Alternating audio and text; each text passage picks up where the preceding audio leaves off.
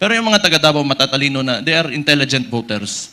Akala kasi yung claim ng mga kalaban na kami mga Duterte daw, mga authoritarian, yun, mamatay tao, kaya takot lahat. 2 million, matatakot namin yun. Di bukas patay na kami kung takutin namin yung 2 million na yan. Kaya kahit pinahihirapan kami, okay lang man, politika. Tapos, Marcos lang. Alam naman natin sa tatay pa lang yan, kawatan! Ala sila, magalit sila sa akin. Si Auntie Claire, tanawa.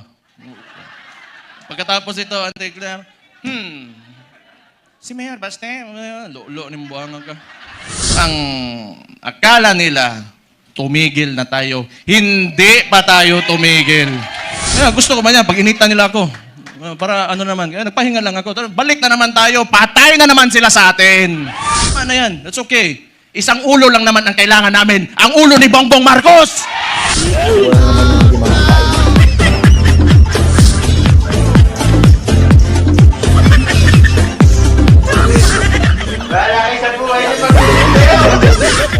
Kala ko tatapusin pa yung kanta eh. Sige, upo lang kayo. Relax lang. Magandang hapon sa inyong lahat. Former Speaker Bebot Alvarez, Senator Bongo, Senator Padilla, Mike Defensor, Chairman Alcusi, Congressman Leandro Leviste, Attorney Jimmy Bondoc, Attorney Vic Rodriguez, Attorney JB Hinlo, Attorney Topacio, Philip Salvador, Idol, and my idol, Harold Respiso. Attorney Lambino, General Esperon, good to see you, sir. And yung mga hindi ko nabanggit, sa susunod na pagkikita natin. Baka nagtataka kayo, tumahimik ako eh. Tumahimik ako pagkatapos ng midterm elections. Kasi, wala, talo si Marcos sa Davao eh. Nagpahinga lang ako. Kailangan ko magpahinga kasi 2 taon kaming binanatan doon sa Davao. Yung ginawa ni Bangag, yung alam nyo na, yung ayuda, yun naman yung paraan nila. That was a form of indirect vote buying prior to the campaign period. Yun talaga yun. Yung ginamit niya, so sinabi ko naman sa mga taga Davao, tanggapin nyo lang. Total, buwis nyo man yan. Yung nagsikap dyan, para may pera yung gobyerno, pera nyo rin yung kinukuha nyo. Hindi yan galing sa kanya. Pero yung mga taga Davao matatalino na, they are intelligent voters. Akala kasi yung claim ng mga kalaban na kami mga Duterte daw, mga authoritarian, yun, mamatay tao, kaya takot lahat. 2 million, matatakot namin yun. Di bukas patay na kami kung takutin namin yung 2 million na yan. It is a very highly democratic city, actually. Pagka pumunta kayo. That is why, awa ng Diyos, pasalamat ako, sa Davao ako naging mayor kasi ang mga tao dyan, alam nila anong gagawin nila at mahal nila yung lugar nila. Kaya kahit pinahihirapan kami, okay lang man, politika. Tapos, Marcos lang. Alam naman natin sa tatay pa lang yan, kawatan!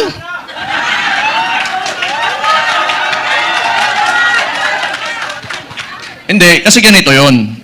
Nung nagsimula yung kampanya nung 2022, kasama niya yung kapatid ko, the Vice President, siyempre, inisip ko rin, siguro, itong tao na to gusto maging presidente. He will redeem the Marcos family name. So, hindi ko naman talaga inisip na may ganun din pala kagago yung tao na yan. Siguro nasa isip niya, kung sira na yung pangalan namin, sirain ko na lang lalo. Wala naman akong politika lang to. Kung bahala sila, magalit sila sa akin. Si Auntie Claire, tanawa. Pagkatapos ito, Auntie Claire, si Mayor Baste, lo ni buwangan ka. Oh. Nagpahinga lang ako. Kasi before the midterm elections, kami doon sa Davao, lagi kami nagmo-mobilize. Kasi nung sinimulan nila yung People's Initiative, papipirmahan nila yung mga papel. Siguro, I do not know. Pero definitely, sa ugali ng mga nang yan, wag na natin yung buong administrasyon niya. Kasi siya naman yung nasa taas ng chain of command, yung presidente. Definitely, ang suspicion namin, it was for term extension. At that early, 1 year or 2 years pa lang, hindi pa nagdadalawang taon yung termino niya. May pa-people's initiative. Parang plebiscite yan noon na nag-gather lang ng mga tao, pinataas yung kamay, o sige, maging diktador na tayo, maging authoritarian regime tayo for 27 years. So that was the attempt of this guy, bangag nga na diya sa Malacanang karon. Kita niyo yung nasa UN siya, ng sipon. May chat GPT na ngayon. Hindi ko naman sinasabi kasi makukulong ako, tapos kakasuhan ako. Pero tingnan na lang, what are the causes of cocaine? Tingnan chat GPT. How it will affect your nasal cavity. May cellphone na kayo lahat. Wala. Swindler. He is a swindler. Yung ginawa sa atin, kaya nga naniniwala tayo, kasi akala natin itutuloy niya. Ganito lang naman tayo, kaya nandito tayo lahat ngayon. Kayo. Marami tayong parallel groups. Nilapitan ako ni Sir Mike Defensor, pati ni Speaker Bebot. Na nakita ko sila pagdating nila doon sa bahay ko, patay problema na po ni. Nagpahinga lang ako kasi grabe yung Pero ang akala nila, tumigil na tayo. Hindi pa tayo tumigil. Anong gusto nila? Lalabasin lahat ng ginawa nila. Tingnan mo katangahan nito ni Bangag. Siya nagbukas ng usapin ng flood control na may mga ghost project. Kaya ako tumahimik talaga. Kasi hinayaan ko na mag-self-destruct yung gago na yan. Kasi alam kong sasabog sa mukha niya yan. Because unang-una sa lahat, pag ikaw eksekutibo, you cannot point at someone else for the mistakes of your administration. Responsibilidad mo yan, ibig sabihin, either hindi ka nag-iisip o kulang ka sa pag-iisip o hindi mo talaga gusto yung trabaho mo. O kita mo ngayon, nag-backfire sa kanya, and they attempted to, lagi nilang ililiko doon. Pinakita naman namin lahat. Sa Davao, walang ghost project, may resibo kami lahat doon.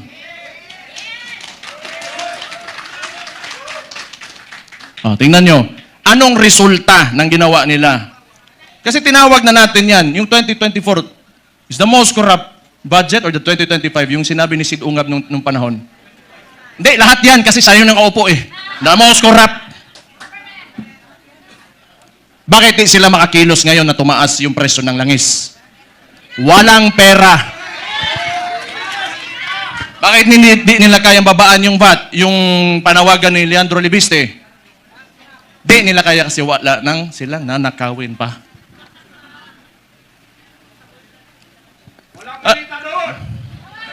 Alam nyo, hindi naman talaga perfecto kahit saan ka pumunta sa buong mundo. May mga lobbyists, the congressmen and the senators, dadaan talaga yung pera dyan because that's the power of the purse. Lobbying and all of that. Pero this kind, the estimated loss to corruption, umaabot na sa trillion. It doesn't make sense anymore. Saan mo pa gagastusin yung pera na yan kung nasa bulsa mo yan? For what? Magkano ba gusto mong, yung kanin mo, gusto mo tag 200 pesos per kilo? Gusto mo yung pinakamasarap na pagkain, pinakamasarap na steak? Ano ba gusto mo sa buhay mo? Yan mga yan, mayayaman na yan. Hindi pa sila nakukontento. Hindi na lang maawa ba? Kita nyo yung mga matatanda na nagmamalingki sa umaga, magdadala ng bayong, tapos pahihirapan mo pa, ngayon tumataas presyo ng lahat. Hindi siya nakatingin sa pangkaraniwang Pilipino, ano ang buhay ng Pilipino. Tapos itong gago na to, patay na buguan eh. Gusto ko ba yan, pag inita nila ako, para naman, nagpahinga lang ako, balik na naman tayo, patay na naman sila sa atin.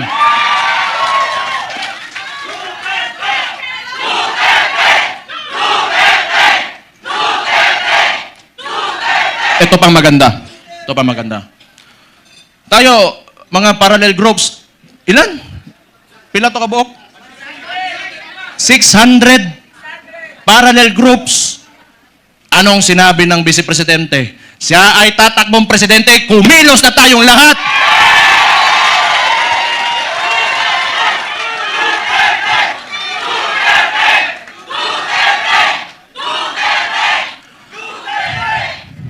Ang gusto ng ito ano ko lang, tingin ko lang naman ito kasi hindi ko rin naman talaga mahulaan kung ano nasa isip ng kapatid ko.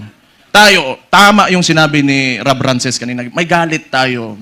Galit na, lahat tayo galit dito. Kaya nga tayo nagtipon-tipon kasi gusto natin na may pagbabago na nangyari. Kasi yung pagbabago na yon, kinuha ni Bongbong Marcos, nandun na sana tayo. Balik lang tayo kung ano yung plataforma. Ito ha. Noong 2016, si former President, si Roddy Duterte, yung tatay ko, sa survey, 7%, 15, 18. Ano plataforma niya? Dalawa lang. Very simple. But it reflected the sentiments of the people. Yung masa. Drugs and corruption. Anong binalik ni BBM ngayon? Drugs and corruption.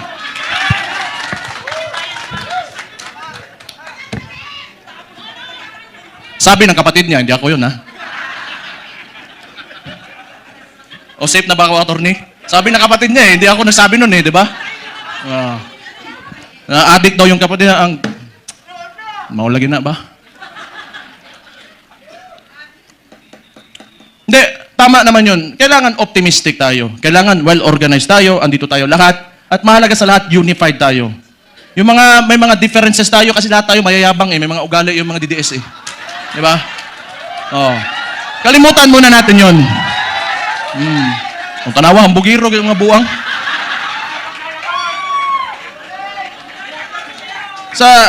Sa ngayon, kailangan organisado tayo. Kailangan kalimutan muna natin yung mga differences natin. Magkaisa tayo. At since nagdeklara na natatakbo yung principal natin, who is the Vice President, Sara Duterte, magsimula na tayong kumilos.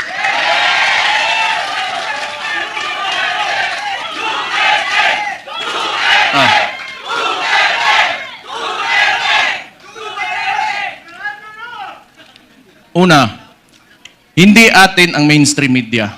Yan ang pinakamalaking, pero wala naman din maniwala na sa kanila ngayon. Actually, if you are biased ka towards the article or the headline, you will support that headline. Yung ano lang, traditionally, sanay kasi yung Pilipino na, or yung, not really the Filipinos only, but the entire world, they look up to the mainstream media kasi yun yung historically, yun talaga yung ginagamit na source of information. But we all know na it can be manipulated. And it is very well manipulated by... No, I do not blame them. May iba lang talaga na talagang rabid na anti-Duterte na mga tulad ng Rappler. Pero yung iba kasi talaga, wala yan. Matatakot talaga yan sa gobyerno. Kasi yung gobyerno, yung negosyo mo, lalapitan ka lang yan. Lalapitan ka lang ng BIR, ng ipapasarado ka, takutin ka. I know this because a lot of individuals in Davao, businessmen, were even afraid to come near me. Kasi pag manalaman ng administrasyon na yan, ni Bangag, ika-cut off, pahihirapan, gamitin yun. The bureaucracies of the government have been weaponized by this administration. So, intindihin na natin yun. Intindihin na natin yun. What we can do is, we go back to the roots, we campaign for our candidate. Wala rin naman tayo, kasi hindi rin naman tayo papansinin ng mga mainstream media because, lahat, masang Pilipino man tayo. So we do what we do best. 2016, anong ginawa nyo? Walang campaign materials na mabibigay yung tatay ko? Anong ginawa nyo? Kayo gumawa sa sako. Then this will be 2016 all over again. Let's reclaim the country and give it back to the people.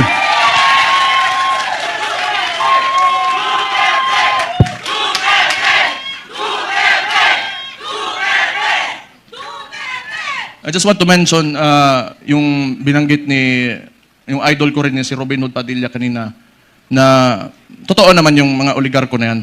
They are in control of, walang nawawalang oligarko sa buong mundo. Lahat ng nations in the entire world have oligarchs. Ito lang naman talaga. Kontrolado ba ng mga oligarko yung namumuno ng bansa? Yun ang mahirap. Ang kailangan natin, they have to be separate so that yung leader of that country can protect the people from exploitation of these oligarchs. Kaya hanggang ngayon, ayaw pa rin nila sa amin dahil binangga yan, walang iba kundi si Rudy Duterte lang.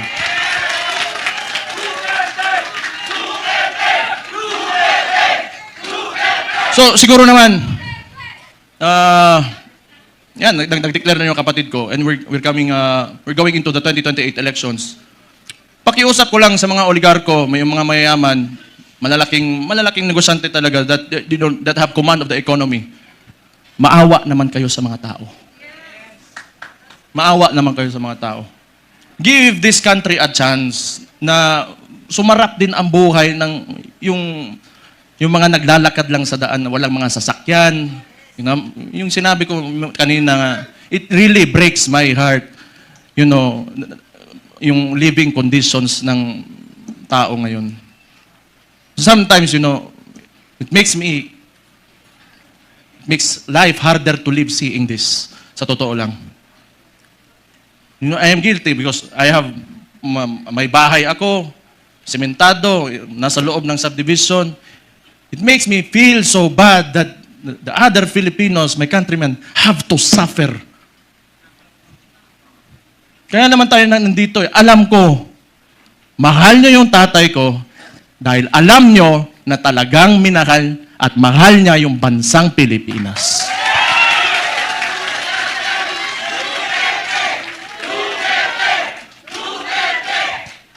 We have to, you know, turn this around. We have to make this country turn around. Hindi pwedeng ganito. Andun na tayo. Alam ko, kahit yung tatay ko nasa Netherlands, binigay sa mga dayuhan. Alam ko, nandito pa rin kayo kasi naniniwala kayo, pinakita ni Rudy Duterte na kaya pala natin angatin natin ang ating bansa. You know what? Kayong lahat mga Pilipino, do not settle for this. You deserve better. You deserve better. Sinasabi ko sa inyo, you deserve better. Kaya, be optimistic, maniwala kayo na we can take our country to greater heights. Sinasabi ko sa inyo, alam nyo na eh. Kaya nga nandito kayo, naniniwala kayo. Just hold on to it. And someday, awa ng Diyos, talagang may Diyos talaga. And may hustisya talaga. Makakamit natin ang Pilipinas natin na pinapanaginip natin.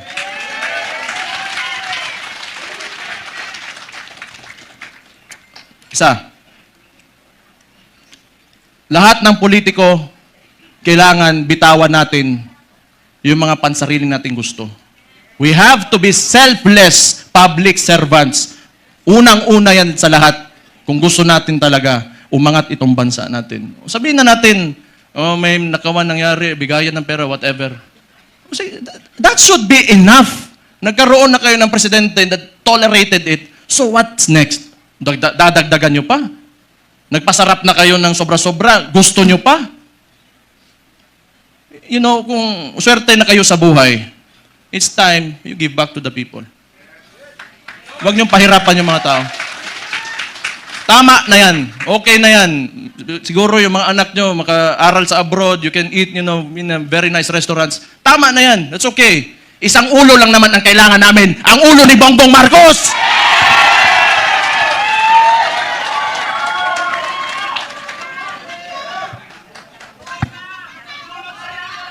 Kaya, you know, this coalition, if you cannot approach me, you approach Mike Defensor, you approach Bebot Alvarez, you, the congressman, I'm talking to you, if you want to defect, talikuran nyo na yan because alam nyo, kayo, mga politiko, nakatira kayo sa Pilipinas, huwag nyo sirain ang bahay nyo.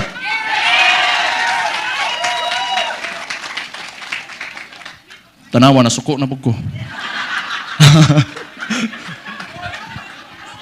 Pero, O tama yon kasi si Martin wala naman. Si Bongbong na ang sunod. Tama yon.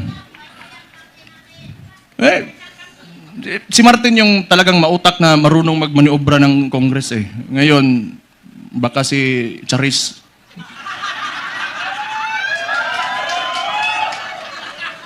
Sino yun? Kilala niyo yun? Charis, oh. Kasi rinig ko, chismis lang to ha. Chismis, wala ko sinasabi. Oh. Puppet speaker lang yan si, yung speaker ngayon. Hindi ko lang alam sino yan, Charis. Basta narinig ko, Charis daw. Patay. Hala mo diya. Basta ako, nagsalita na ako.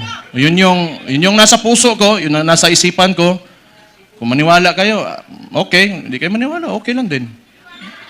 Hindi kung maniwala tayo dito lahat, nabangag talaga yung gago nasa taas, alam nyo na anong gawin nyo. Ilagay natin ang Vice Presidente sa 2028 na Pangulo natin. Ito lang, yung mga nananawagan na gusto natin ng radical, yung revolutionary movement. Gusto nyo? Sumama kayo kay Leandro Libiste. Pumunta kayo doon. Hindi, kilala ko yan noon pa. Kilala ko si Leandro. Pumunta yan ng Davao, nagbigay yan ng mga solar panel sa isang indigenous community doon sa Davao City. Matagal na. So, may yan sa CSR na ginawa doon. Kaya mabait yan na bata. Mas matanda ako ng konti eh. Mabait yan si Kong. Mabait yan. Kaya yan naging ganon. Kasi alam mo yung mga mababait na tao, pag ginalit mo, patay ka talaga. Mag-ingat kayo. Ayan pa, may isang Israulo si Attorney Harold Respiso. Sabi ko nga nakita ko tong gago na ito, sabi ko, puta, hindi lang pala ako ang Siraulo dito, may kasama na ako. Wala yung isang Israulo din, si Kiko Barzaga. Pero pag I want to talk to the younger people in the cameras. Subaybayan niyo yung mga bata na yan, yung mga tao na yan. They are the future of Philippine politics. Sino ba namang si Raulo na lalaban ng administrasyon, magiging opposition, lalo ng ganito kaabusado? You know, what seemed to me, yung ginawa nila sa tatay ko, was a state kidnapping. Yung mga bata na yan, hindi natatakot yan. We need people like them. We need people like them. May iba naman, diplomatic, parang si Senator Bongo. Okay yun. Hindi pwedeng lagi tayong galit lahat. Di ba? Dapat may mabait din sa atin.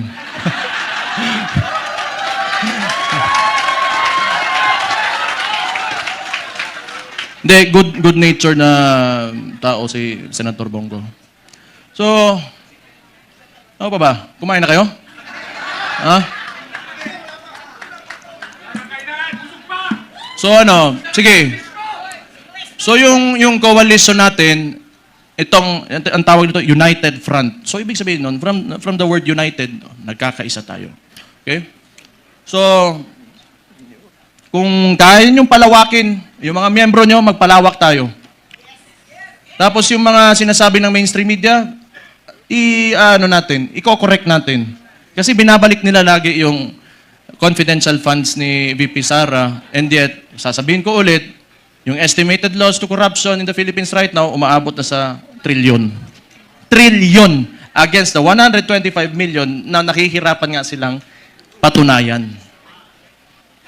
Can you see how absurd that is? So, yung messaging lang, kasi wala sa atin yung mainstream media eh. You try to talk, i-correct nyo. Huwag muna kayo magalit.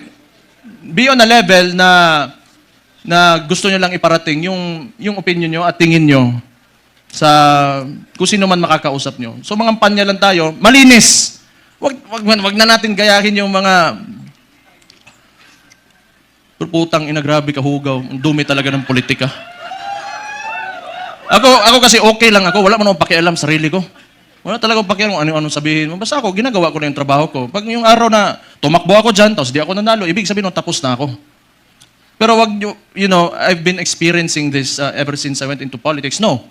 Ever since Rudy Duterte became the president, and the world is a nasty place. It's really nasty. So, tingin ko tama naman yung sinabi ng Vice Presidente. Magkampanya lang tayo, maayos. Kung ano man yung mga plataforma niya, pinakita niya na mga nagawa niya, yun ang sasabihin natin. Huwag na tayong pumatol. Tama yun, huwag na tayong pumatol. Kasi ayoko rin. Ako na lang, gusto rin, kansawa na yung ng Claire. Ante-Claire. Masuko, magagalit na naman yan eh. Alam ko eh. Sasagot na naman yan. Buwang? Buwang. O, kung baliw sila, baliw din ako. Ganun lang naman. Pero alam mo, yung observation ko lang, this is only my observation. Mahirap yung mga tao nakaupo sa, in a seat of power, tapos ganun yung ugali, na mahilig manggipit at mga abuso ng mga maliliit na tao. Patay tayo dyan. Mahirap yan. Kaya ako rin, gusto ko yung nilalabanan ko, malaki rin naman. Para kung makukulungan ako, matatanggal ako sa pagka-mayor ngayon, o mamamatay man ako, at least worthwhile yung ginawa ko at para sa mga Pilipino. They only pick on people na kaya nila eh. They only pick on people na kaya nila. Pero, hindi nila kaya ang masang Pilipino. That will never happen. Hindi nila kaya yun.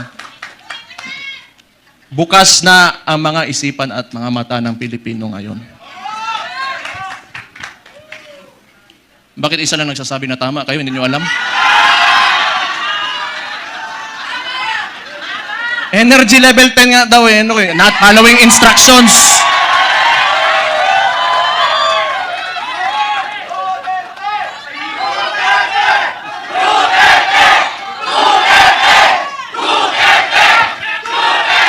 Kayo, nilalagay nyo talaga ako sa alanganin ba? Okay lang. Alam nyo, yung tumakbo, yung tatakbo rin yung tatay ko. Lahat kami magkakapatid, hindi talaga pumayag. Kaya isa ring value yun. Kasi alam ko talaga, pagka nahamon yun, ibibigay niya talaga buhay niya para sa inyo. Kaya hindi kami pumayag. Pero siguro, tingin ko lang, hindi ko naman pwedeng hulaan yung nasa isip niya, mahal niya talaga kayo at yung bayan niya. Kaya ngayon, pagka pumupunta ako ng Netherlands doon sa detention unit, kinakausap ko, can never imagine someone who would, an actual individual in front of me that would actually give away his freedom and his life for his country.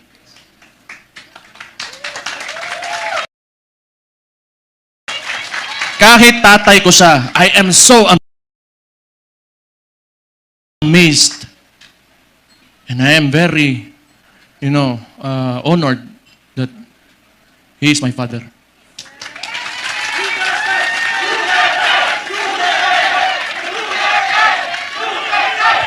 Saan oras? Saan oras ba yun? Ha? Hindi, basta kung may problema, we have to communicate with each other, okay? Let's just be friends, lahat tayo. Huwag tayo mag-away-away. Andito ang PDP, andito ang Reform PH, and Reforma, andito ang Maisog, and hindi ko na mababanggit yung lahat ng parallel groups, Reforma Pilipinas. Magkaisa tayong lahat. It's time to move. Move with positivity and optimism. Let go of yourselves. Give your all for the country. Lahat ng gagawin natin, hindi para sa atin, kundi para sa bayan natin. Let's make this happen. 2 taon, 2028 na. Kaya natin to. The surveys are telling. So we just have to push harder. Push harder. Huwag kayong titigil. And always remember, pagka you are facing adversity, hindi kayo nag-iisa. Ako si Mayor Sebastian Duterte ng Davao City, kasama nyo. Magandang hapon sa inyo lahat. Mabuhay kayo. Allahu Akbar.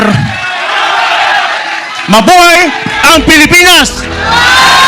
Mabuhay si Vice President Inday Sara Duterte. Maraming salamat and God bless you all.